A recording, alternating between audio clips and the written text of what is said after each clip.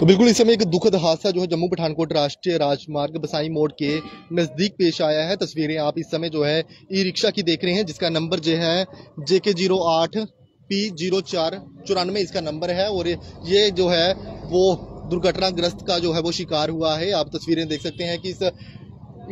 Auto e rickshaw की जो है तस्वीरें इस समय आप अपने स्क्रीन पर देख रहे हैं, जहां पर पूरी तरह से ये दुर्घटनाग्रस्त का शिकार हुआ है। और पूरी तरह से इसमें जो है एक ड्राइवर इसमें सवार था और एक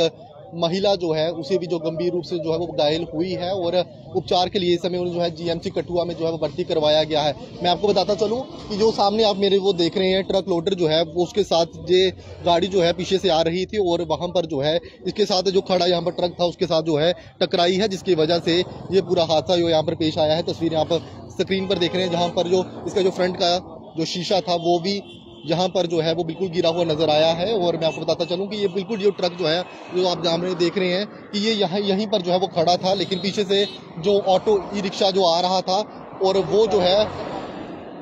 दुर्घटना का शिकार हुआ है। और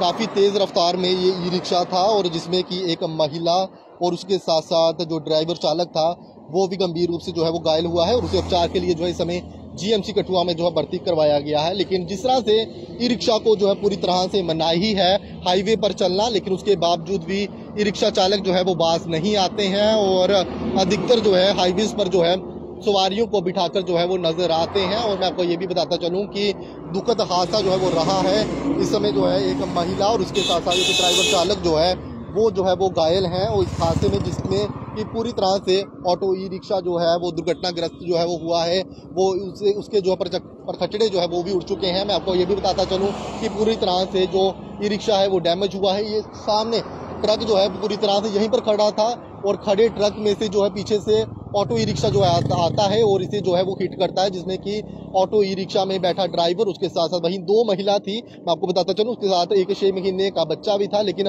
वो जो है पूरी तरह से सेफ है और कोई भी उन्हें जो है वो कोई बड़ी चोट नहीं आई है। लेकिन उसमें एक और महिला जो थी वो बैठी हुई थी जो है वो बिल्कुल पूरी तरह से घायल है। और उसके साथ साथ एक ड्राइवर और एक जो है वो महिला जो है इस हादसे में जो है कहीं ना कहीं जो है उसे गंभीर चोटें जो है वो पहुंची है और उन्हें उपचार के लिए जो है जीएमसी कठुआ में लाया गया है। हमेशा से हम बातें करते हैं कि ई रिक्शा को जो है वो पूरी तरह से हाईवेज पर चलने के लिए मनाही है, लेकिन वो जो है फिर भी बाज नहीं आते हैं। फिर जो है इस रूट का जो है वो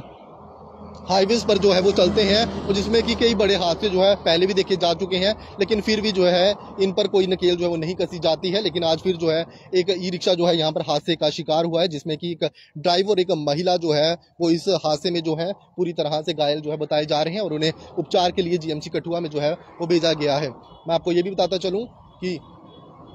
इस ऑटो की आप दृश्य आप देख लें एक बार। ये ऑटो में जो है ब्लड नहीं दिखाया,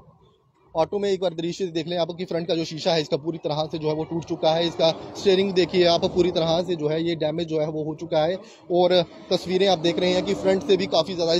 इसकी जो बॉडी को जो है वो भी नुकसान पहुंचा है और अब चलने की हालत में जो है बिल्कुल नहीं बचा है। और हमेशा से आरटीओज और जो जितने भी मोटर व्हीकल डिपार्टमेंट की बात कर लें वो इस तरह के नाके जो है वो लगाते हैं ताकि कि ई रिक्शा जो है वो अपनी बाज आए और उनके, क्योंकि इनका ये हाईवे का जो है वो रूट भी नहीं है, लेकिन उसके बावजूद भी आमतौर पर ये गाड़ियां जो ई रिक्शाज हैं वो फिर भी बाज नहीं आती हैं और नेशनल हाईवे पर जो है वो चलती हैं, जिसकी वजह से कई बड़े हादसे जो है वो देखने को मिलते हैं। तो चलिए, एक बड़ा दुखद हादसा जो है वो रहा है और इसमें कि एक महिला और उसके साथ साथ एक ड्राइवर जो है वो गंभीर रूप से जो है वो घायल हुआ है। सामने खड़ा ट्रक जो है वो यहाँ पर खड़ा था, लेकिन पीछे से जो ये